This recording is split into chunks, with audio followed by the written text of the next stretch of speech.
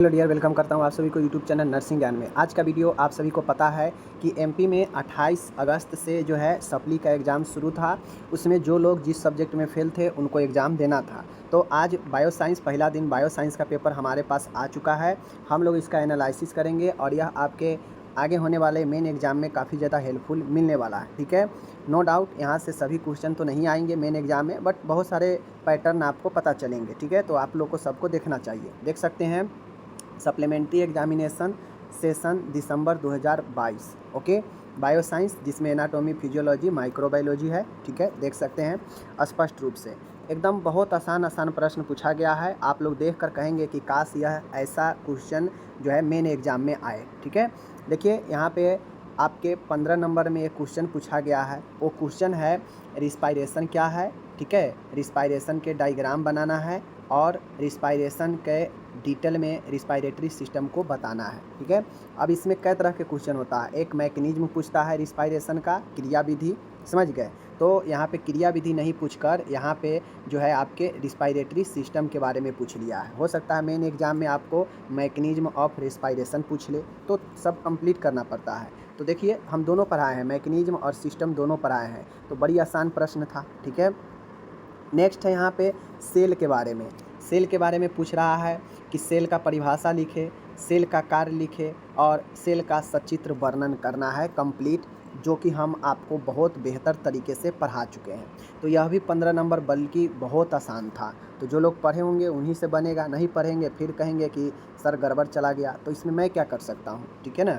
देखिए मैं सीधा कहता हूँ कि मैं जितना वीडियो देता हूँ वो वीडियो अगर आप कंप्लीट कर लेते हैं तो नॉलेज हो या एग्ज़ाम हो उससे बाहर नहीं आने वाला है, सीधा सीधा बात है।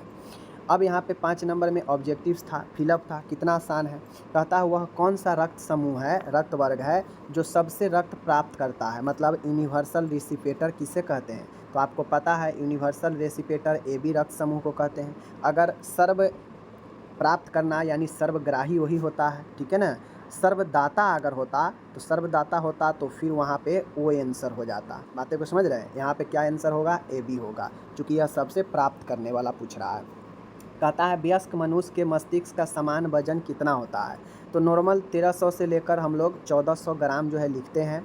अगर एग्जैक्ट कहा जाए तो 1350 ग्राम मनुष्य में मेल में पाया जाता है। ठीक है, लेकिन 13 से 1400 ग्राम भी अगर कोई लिखे होंगे तो गलत नहीं होगा। ट्रेकिया को क्या कहा जाता है, तो ट्रेकिया को दूसरा नाम द विंड पाइप के नाम से हम लोग जानते हैं। से आप देख सकते हैं कि ट्रेकिया को द विंड पाइप भी कहा जाता है। आपको पता है शरीर के सबसे छोटी हड्डी, कितना आसान क्वेश्चन है। शरीर के सबसे छोटी हड्डी कान में है, जिसे हम लोग क्या कहते हैं, एस्टेपिज कहते हैं। क्या कहते हैं, एस्टेपिज कहते हैं। पता है, बहुत बार पढ़ा चुके हैं। देखिए ये सारे क्वेश्चन जो लोग मेरे एक वीडियो का क्वेश्चन जो मैं 8 से 10 सालों का दिया हूँ, अगर वो पढ़ के गए होंगे तो टोटल बना देंगे, समझ गए। समान गर्भाशय का वजन कितना होता है। देखिए समान जो गर्भाशय का वजन जो है आपके 60 से 80 ग्राम होता है। ये चीज़ को ध्यान में रखना है। तो right answer 60 gram is the right answer. ठीक है, चलिए ये हो गया। अब यहाँ पे मैच करना है, मैच करना है। ठीक है, तो देखिए मैच करना भी 5 नंबर का है, बड़ी आसान है। ठीक है ना, तो सबसे पहले पूछ रहा है मायोकार्डियम। मायोकार्डियम किसका लेयर है, पता है आपको, 3 लेयर होता है हार्ट का।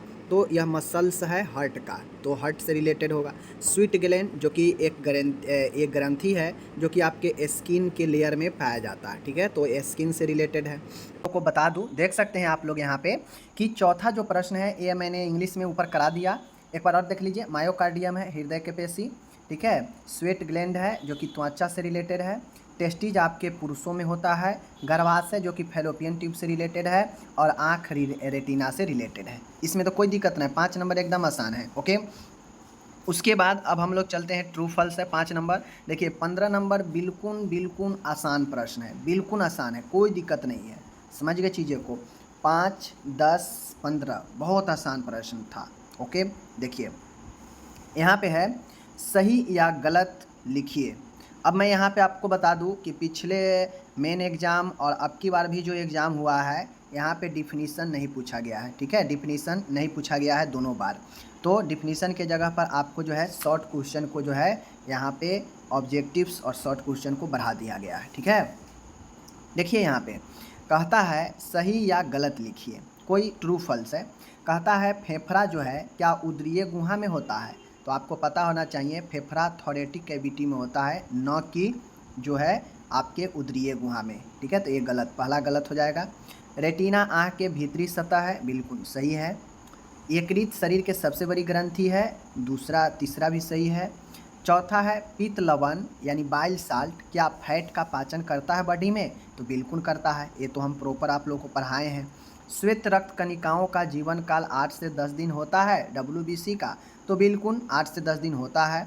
श्वेत रक्त जो कणिका होता है यह अलग अलग वेरी करता है, एज के ऊपर वेरी करता है, हेल्थ के ऊपर। तो श्वेत रक्त कणिका का जीवन काल 8 से 10 दिन, 10 से 12 दिन, सही इतने ही रेंज में होता है, ये सही है। ठीक है, तो ये आपका हो गया यहाँ पे, ये भी समापन। एंड यहाँ पे और क्वेश्चन है, देख लीजिए। क्वेश्चन है संक्षिप्त टिप्पणी लिखना है, ठीक है ना, संक्षिप्त टिप्पणी लिखना है। 1 2 3 4, 4 में से 3 का जवाब देना है। 15 नंबर का आपका यह क्वेश्चन है। ओके, चलिए। कान की संरचना मैंने आपको पढ़ाया था, कान के संरचना, स्ट्रक्चर ऑफ ईयर, कान के संरचना। जीभ के बारे में भी पढ़ाए हैं आप लोग को। अंडाशय, ओवरी, ये भी पढ़ाए हैं।